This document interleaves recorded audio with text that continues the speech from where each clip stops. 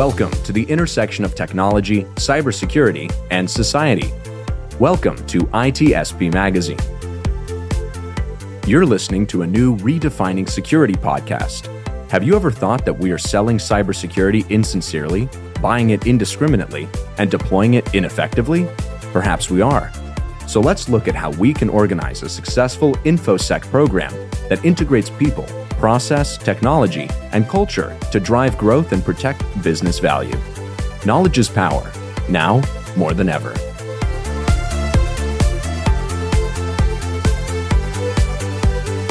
HITRUST is a leading data protection standards development and certification organization that strives to safeguard sensitive information and manage information risk for global organizations across all industries and throughout the third-party supply chain. Learn more at hitrustalliance.net. Imperva is the cybersecurity leader whose mission is to protect data and all paths to it with a suite of integrated application and data security solutions. Learn more at imperva.com. Asgardio by WSO2 is a developer-focused identity and access management solution. Offered as Identity as a Service, or IDaaS, Asgardio by WSO2 creates seamless login experiences to your apps in minutes. Hello, you're very welcome to a new episode of Redefining Cybersecurity here on ITSP Magazine. This is Sean Martin, and we're all about operationalizing cybersecurity in the office, at home, in our personal lives, at work, wherever we are. Cybersecurity is important, and it doesn't just happen magically. The technology has a mind of its own sometimes, even though it's created by humans, and we humans need to understand how it works so that we can put it in place properly as well. And it's all about the learning today. And I came across a post on Twitter, I believe it was, where somebody noted that they were getting some new followers for their new YouTube channel, and I took a peek at it and I was like, this is pretty cool stuff. And I was like, I want to speak to the author of these videos, and asked SecAura to join, and he is on with us today. Thanks for joining. Glad to be here. How are you doing, Sean? I'm fabulous. Better now that I get to chat with you. I mean, this is super cool. I mean, what you're doing is amazing, and it's all rooted in creativity and storytelling, getting people engaged and excited about what we do in this space, and learning in the process, which is great. So sure. before we get into the channel and all that's going on in there, perhaps a brief peek into who SecAura is and your journey leading up to creating that YouTube channel. Sounds good. So hi everyone, I'm SecAura, a amateur YouTuber as I coined myself since I've got less than 1,000 subscribers. Really what my channel is about and myself is just about hitting that beginner's area to cybersecurity, kind of just teaching people who don't really know much about cybersecurity about topics that can help guide their journey. I found a lot of the videos I watched online were a little bit too vague, maybe didn't quite touch on the right topics, wasn't quite getting the retention. And I found that the best way to portray that was to work on making the viewers interacted within the whole thing. Pretty much so I put together my videos in a way where the viewers learn foundational steps by step, working with just the theory, then working with some practical, and then supporting that with relevant animations, graphics, live stuff that actually teaches the viewer what's going on under the hood. I like to sort of build on myself in that sense. So the main thing I found that was important was the graphical side, because when it comes to actually learning something, the best way, in my opinion, is visual, guided by the audio. And without the visual, you're just listening to someone talk like we are now. So really what my channel is about, honestly, is just trying to bridge the gap from beginner to competent cybersecurity person. I tend to focus on pen testing related stuff, so hacking as it would be coined, but that's more of a juvenile term, in my opinion. But really what it's about, like I say, is trying to arm the next generation of cybersecurity professionals in what they do. And like I say, in order for us to learn that, the best way is for us to have quality material. And I'm only an amateur in the sense, but I'm constantly getting better at it. And I've been working tirelessly the last few months on trying to put videos together, although I've been a little bit quiet. But overall, really what I'm about is just trying to teach everyone what they need to know about cybersecurity one step at a time. Or as my motto says, ethical hacking one shell at a time, which is a joke on effectively getting reverse shells and remote code execution. So a little bit about me. So been in the industry a couple of years now, graduated top of my class in university a few years ago, and just been working as a pen tester ever since, really. Not that long, about two years or so, actually less than that, as a professional pen tester. But I like to think that I've moved quite quickly in the realms and learning, and I cover more areas than I can when it comes to pen testing, and I'm slowly trying to cover those as I go along. I mainly focus on web stuff, but like I say, just someone who's new to YouTube, trying to make the best I can and constantly developing and learning learning as I go along, as I help you guys learn along too. So really my channel is about is just bridging the next level the best I can. No, I love that. And I mean, you nailed it on the head. It's learning as we go along. You've noted a couple of times you're amateur. I think we're all new at something when we start at something, right? And I like that you kind of coin it as learning together, constantly learning together. And one thing that caught my attention, and I'm looking at the post that triggered this for me, and it says handcrafted animation, and that's what triggered me to say, oh, let me go see what's going on over here, because it takes that takes extra time, right? But if done well in the context of the story you're trying to tell, which maybe we'll talk about in a second, can be super powerful. So talk to me about what drove you to kind of start handcrafting animations to help with the basically CTFs that you're showing. You do a lot of hack the box and things like that. So talk to me about the handcrafted animation. Yeah, no worries. So like I say, again, it's about getting that visual demonstration of the technical subject. And I find that having a handcraft animation that isn't just pictures moving along the screen gives a more personal feel. And the fact that I can make them myself means I can be creative. It means I can make the audience actually involved in what's going on and try and get some of the technical concepts across. From my perspective, if you look at some of my early Twitter tweets, the animation was really rather terrible. I was looking through it a few weeks ago. I'm thinking, geez, like I've come so far, even if I'm not as far as I'm today. Like my animations were a little bit stuttery. They were a bit unaligned, unbalanced, just not great. And I've improved so much since then. I've learned as I've gone along. But no, like I say, honestly, with the animations, the key thing is getting the audience, no matter what skill level they are, to learn something. And the reason I do animations is honestly because I find that's the best way to teach a technical subject.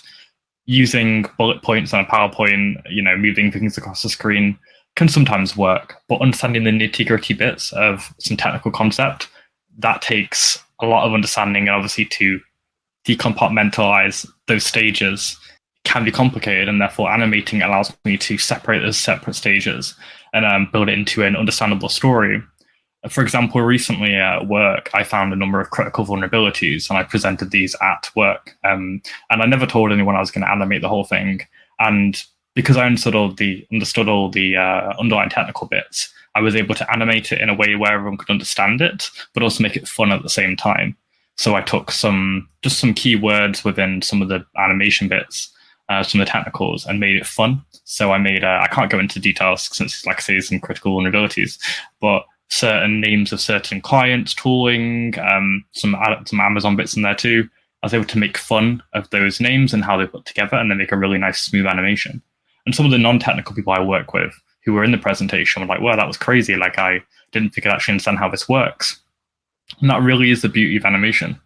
I understood the technicals, looked at the basic architecture diagram of how things worked, and then put it in such a way where everything could be explained by things moving along the screen, drawing, and honestly, it came out really well. And everyone who watched it knew exactly what's happening, because I did the animation first, then I did the technical demonstrations of all the criticals I found, And then everyone was like, yep, makes sense. I totally get that. And it really helped me rather than having a really boring architecture diagram. So it's working both in my personal life for YouTube and my professional life in work. Obviously, the two are kind of similar. So yeah, it's been a journey, and I'm constantly getting better. Honestly, it's just been a great experience, and I'm just constantly moving at it. Really. Yeah, no, I love that. And there's one in particular I was looking at. It was web fundamentals, looking at HTTP, and and I mean, even just myself, I'm somewhat technical, but I'm not living it day to day. So I understand it, but not in deep terms. And just the way you draw and animate, and the use of colors to show which parts are in the header, which parts are in the body, where does the cookie live, those kinds of things for the requests, for example. It's funny you mention that one, because that was one of my earliest videos. PowerPoint. I'm sorry, go ahead. Say it again. As it's funny you mention that one, because that was one of my first few videos I released. And that's actually the video I was referring to when I was like, this animation's not actually that good. But even though the animation wasn't amazing, you still understood. So the concepts behind it were still there, and the logic. If you just ignore the crappy drawings and focus on what I'm actually doing and the data moving around and the state changes, obviously then it reinforces it in your mind. It's funny you mention that one because since then I've improved massively. But for sure, it really helps. It really does help, like having those animations and those stages go through. Yeah, absolutely. And talk to me about maybe because the story is the big part of this one in particular. Is a little over 22 minutes. That's quite a story you're telling in there. Maybe talk to us about how you kind of organize the story you're going to tell, and is it inspired by things you're looking at already? So the animations and the videos I put together, the story behind that is what you mean? Yeah. Yeah, so simply I would take a concept, something that I think maybe just isn't represented quite so well on YouTube, or I'm building a foundation. For example, there's lots of YouTube videos on HTTP, but obviously I want to build the foundation. I don't want to rely on anyone else's videos, so I try to build the foundation and say, okay, but let's assume no other videos exist. I want to teach what HTTP is. And then off the back of that, then I can say, right, the viewer now knows what HTTP is. Let's now teach about cookies, security, cross-site scripting. So the way I approach it is from a zero knowledge basis, or at least I try to. So I will first of all pick a subject, which in my case is web fundamentals. Web security is an area that I'm quite big on. I enjoy it, and I think the availability for people to actually do web security is far easier than, say, Kubernetes or mainframe stuff. So it's a great topic to hit, really. So when it comes to me deciding, I pick a topic which is going to be relevant and actually help someone, and try and present it in the best way I can. So I will first of all learn the technicals, the research stages, you would call it. Obviously, I know the topic first. I go research it, find all the information about it, because I don't want to be misrepresenting information. I don't want to tell someone, oh, this is true, when in fact it's false, just because I wasn't prepared. So I understand all the technicals first, and then kind of storyboard what I want to do. So I look at, okay, what areas can I animate versus what areas can just be a title? And in that case, I simply just find those areas and say, okay, so now we know what areas I'm going to animate. I want to go ahead and actually figure out those individual smaller storyboards. So what's going to be the first part? Well, the first part needs to be describing what HTTP is. And the second part needs to be then explaining what the purpose is, what it does, and then a very basic example of, say, HTTP in this case. So just kind of doing a very, very basic example, referencing it to how you know how web applications work, and just using a browser. And then build on that. You know, the animation starts off simply just sending a request and then looking at the response. And like I say, I wasn't a massive fan of the animation looking back, but obviously from your end, you've learned something from it, so sounds good to me. But really, it's a case of just compartmentalizing what the viewer needs to know and building on it as though they've never watched any videos on this before. So using existing knowledge they may have, you know, very basic stuff, foundation, using a browser, going to a website, that's about as much as I assume the viewer knows. So I try and, of course, teach them the stuff they need to know and then take it forward minute by minute. And obviously, as the video progresses, the topics get more technical, and I try and make sure that everything I include that's new information, I've backed up previously. You know, for example, later on, we're looking at like certain requests which you probably never use and never see in a web application. try and back that up again with, okay, this is basically the same as uploading a file, just has a different header kind of thing. So again, just really looking at what the viewer knows already and kind of working forward. And my videos kind of play that storyboard of teach them this, then now they know this, teach them that, and then kind of keep building. So like I say, with the animation, I try and make it as clean as I can and as simple as I can, but also as visually entertaining as I can. I haven't released a video yet, but my SQL injection video, that has got a lot of things which I talk about that, and it is far better. And I've really made the effort to really get the viewers entertained. And I've had a dozen people review the video, and all of them have been able to get through all 18 minutes of it. And that is a solid 18 minutes of pure me cutting every second out, not having a single second wasted. And they were all retained throughout. And that had animations, code, live practicals, simple titles. It all amasses together to create a story. And again, I use the same concepts. I'm simply just taking a topic, SQL injection, assuming the viewer has very little knowledge of anything other than, what, for example, a database is. They have a rough idea what a database might be, what it means, but I explain that too. Start from zero and build up, what is SQL injection? What is a database? What is SQL? Let's look at how SQL works. Let's look at a demo of SQL injection. Let's use some blind injection, getting more and more advanced as we go along. And like I say, I have 18 minutes just chock full of, no time wasted snippets. And although that's a long time, I never aimed for that long. That's what it's ended up being. But I think those 18 minutes are a solid 18 minutes of pure learning. And I cover so many topics within those areas that anyone watching should be pretty competent afterwards. Hence why when I'm going to name the video something like, Unleash the Power of SQL Injection, because I truly believe that's what the video represents. Because from my end, that's all I ever want to teach the viewer. If they have a job interview to prepare for, they watch my 18-minute video, they know everything. They're prepared. They're good to go. They have examples, they have code, they have practicals, they can practice at home. I release all the code on GitHub too, so they can go ahead and build it themselves. I keep it really simple, because that's how I would like to watch videos. So hopefully that makes sense. But yeah, like I say, when it comes to my story, I just look at I just figure out the topic, research it, storyboard it, find the key areas, storyboard those and animate them. Focus on the areas which are more important. I don't need to animate everything. It's a waste of my time and the viewer's time. And then obviously get those individual animations and practical and code examples done. And then in the end, I have a nice video. And again, I'm still an amateur at this, of course, but I'm getting better on every iteration. And that's my key thing. My videos back then weren't so good, but they're far better now than they ever were before. Yeah, you're hard on yourself, man. Unnecessarily so, I'll say. I just because the comments in the videos are the people are commenting posts are very positive for the work you're doing, and you touched on one audience type for this. So this is somebody who might have a job interview and could use this as a way to help them prepare for that. How, do you have a vision or in your mind who's sitting on the other side of that video and what they will likely do with it once they learn from it? Honestly, anyone. I know there's a certain YouTube channel called Fireship. They aim their videos at technical people who already know the stuff. Whereas my videos, yes, it does focus on obviously some technical bits. It does, for example, assume you know how to write Python code, but I explain the Python code as I get through. So the vision of who I think is on the other end of the screen is pretty much anyone. I sent my videos to technical people who already know the subjects and they've learned something, to non-technical people who are just curious about what it is I'm actually doing and they've learned something. And really, it's anyone. But when it comes to job interviews, I think, let's say that I was having a job interview and something I needed to learn from zero is SQL injection, for example.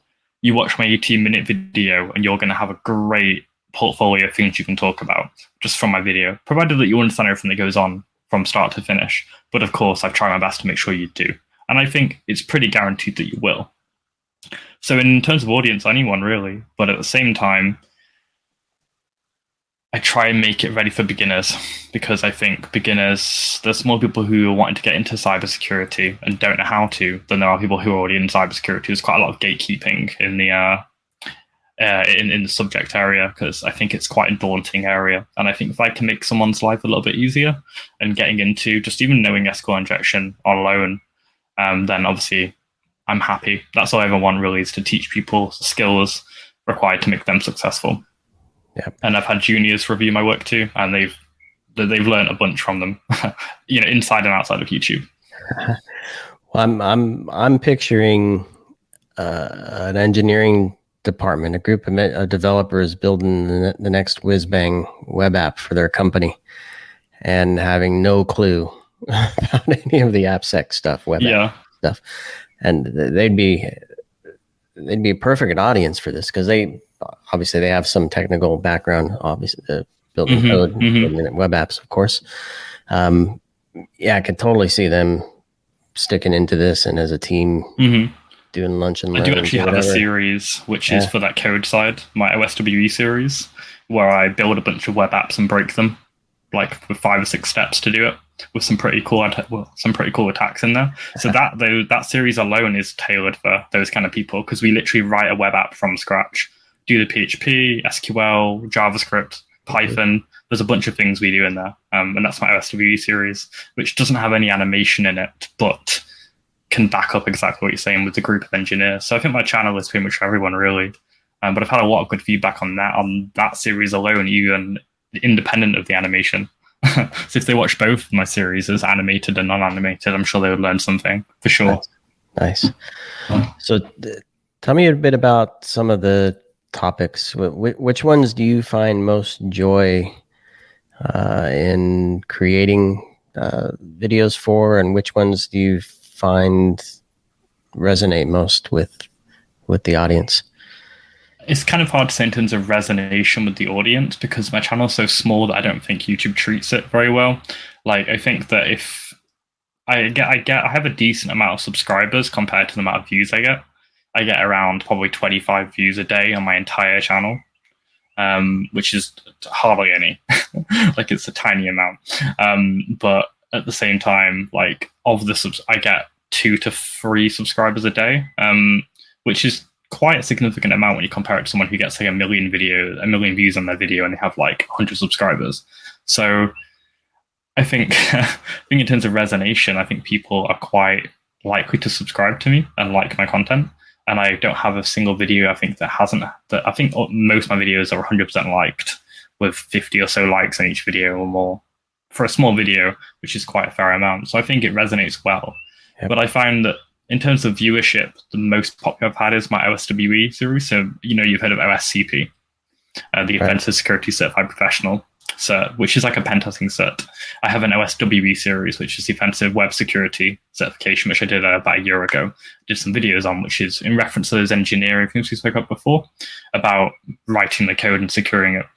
So a lot of people go to those OSWE videos, but I think in terms of resonation, those are the main ones. But from my perspective, I don't enjoy doing those videos as much as the animated ones. I think SQL injection, for example, and I mentioned it a dozen times at this point, it's a covered topic. Like, there's thousands of videos on the topic, and yet here I am making it anyway. Because like I say, I think, yes, they exist, but I think I can do it better.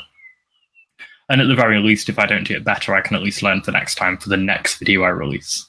And I think when I do release this video, it should hopefully resonate with people, because I put a lot of effort into it.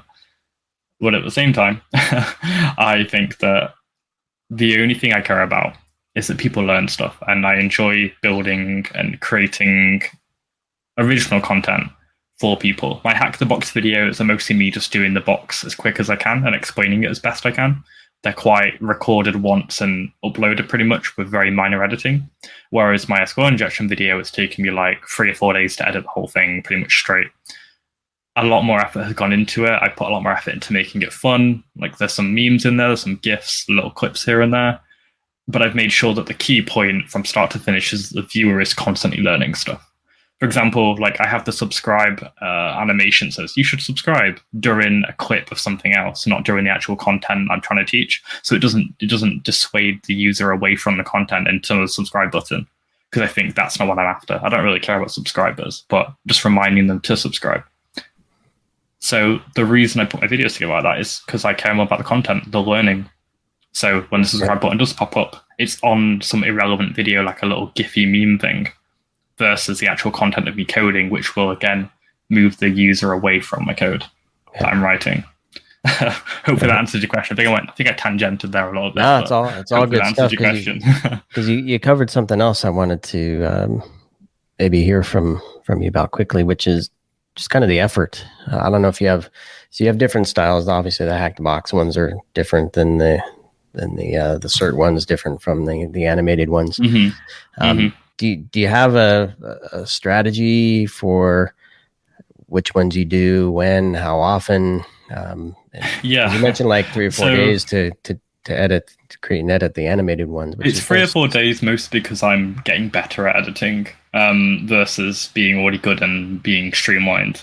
For example, my graphics tablet, which I draw with, broke last week. I think it was Wednesday. So I haven't been able to draw anything. So I've had to just purely edit and basically make up for the lack of editing, lack of animation. So I've been forced to pretty much edit my way through the entire video, which has been a good experience actually. So I've got way better at editing since, because I never really needed to. I just did a few little jump cuts here and there, cut out the stuff I didn't care about, and uploaded.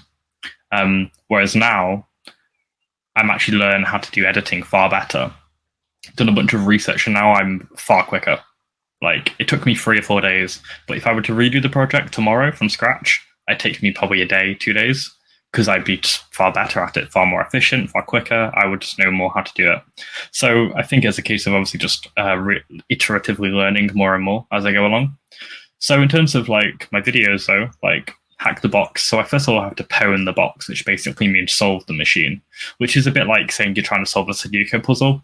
Might take you 5 minutes, might take you 5 hours. I've done some really difficult machines and some very long-winded machines. And those complicated machines, it might take me 10 seconds to do the attack if you were to like speedrun it. But to explain it to a user whilst doing it, that can take time.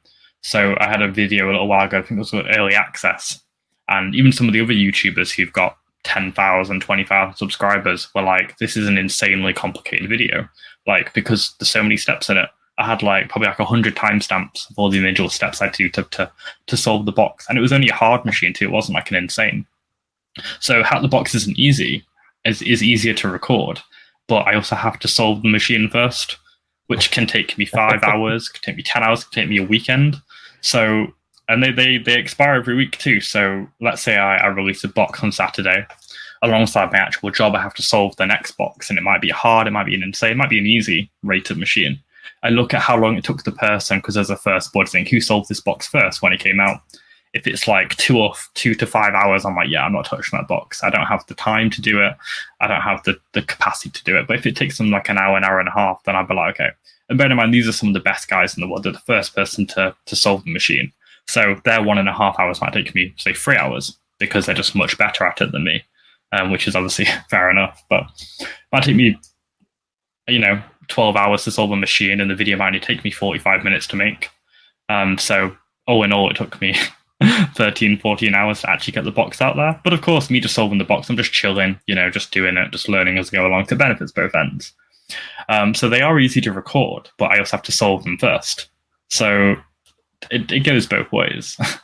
In terms of like animation videos, I have to obviously do the storyboarding, do the animation, and I was using Krita before, which is a free animation drawing tool.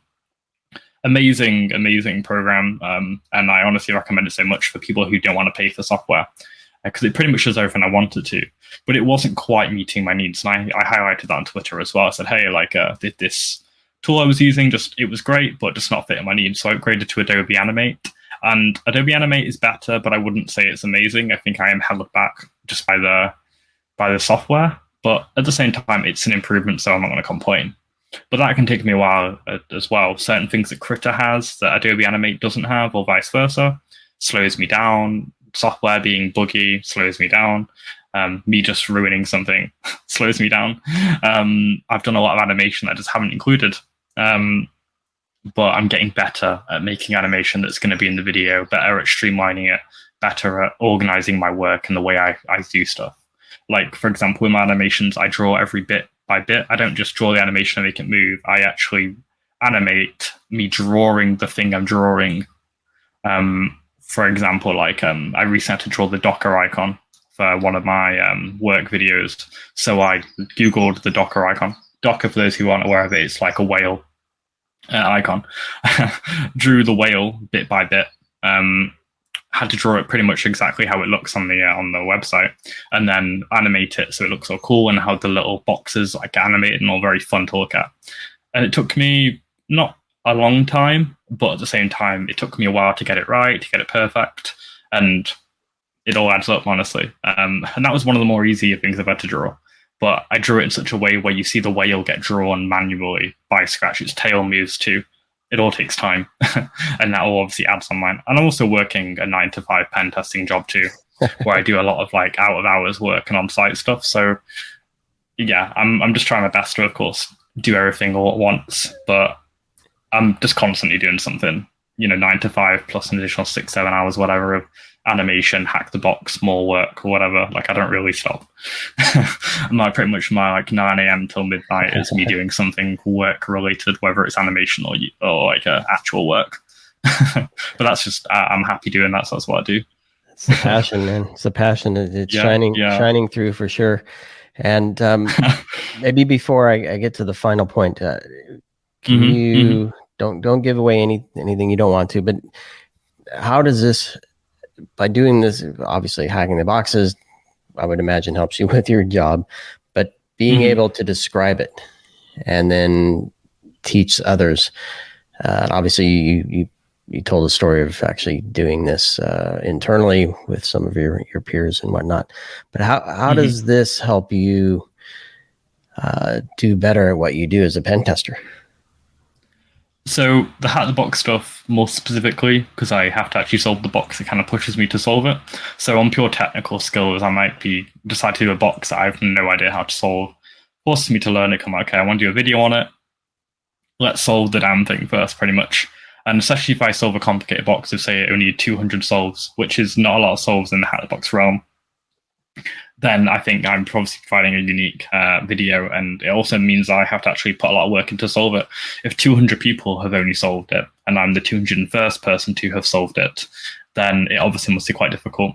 And therefore, I'm learning unique skills that other people may not have, because obviously there's a gap in the market for that particular skill set within that hack the box machine.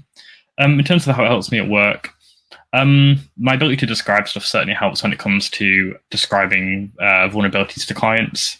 For example, my most recent animation I did for work, I had to explain to the client, like I got RC in like half an hour, like, and obviously explain how I did that.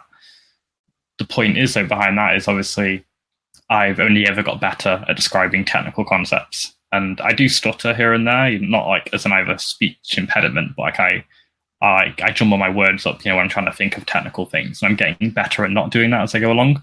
And it shows in my videos too. I have to edit less stutters out, because I'm getting better at explaining technical concepts and really thinking about the way I say things and trying to explain it in the least amount of words with the most impact. And like emails too, explaining technical things over email is quite hard to do. It's quite monotonal.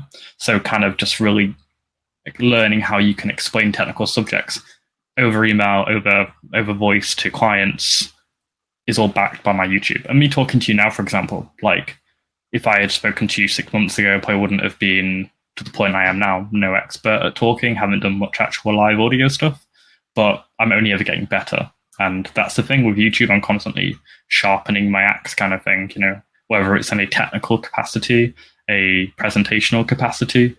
Like I'll probably do a presentation for work probably next year at the next convention we do. Don't know what it'll be on, but we'll see. And obviously did my one a few weeks ago with work internally. It all just helps me really. Just constantly sharpening the axe, really. Look forward to that. And this, my friend, is why I wanted to talk to you. It's the storytelling. And I know the industry and Twitter and LinkedIn and wherever people chat about the need to storytell. This is why storytelling is important, to kind of break down. We talk about in the context of how does CISO talk to the executive staff and to the board about what's going on. It's this type of storytelling. Now, obviously, you're deep in technical, but the point is, tell a story, break it down into bits, animate it, visualize it. It all helps. And so everybody listening to this episode, if you take nothing else away from this conversation, take that with you and then go watch a ton of videos. Tell me, SecAura, what's your vision? What's next, and how can people connect with you? Of course, we're going to include a bunch of show note links. Sure. So my vision is, like you say, just merely doing the best I can at describing technical things to beginners, experienced people, experts, even the experts learning something, and the beginners getting on their boat to actually learn something, getting where they need to be.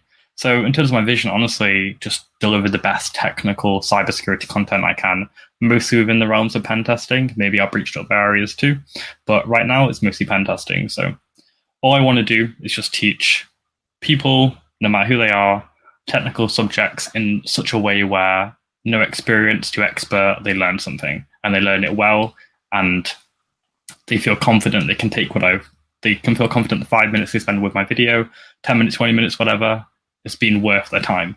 And that's all I ever want. I don't want to waste people's time. I don't like boring gaps of air. I want every minute they spend with me to be a learning minute from start to finish, the best I can. In terms of getting through to me, my socials, so it'd be at SecAura on Twitter. That is SecAura, so SecAura, so SecAura. Sure, the link will be in the description of the show notes anyway. In terms of my YouTube, same thing, SecAura.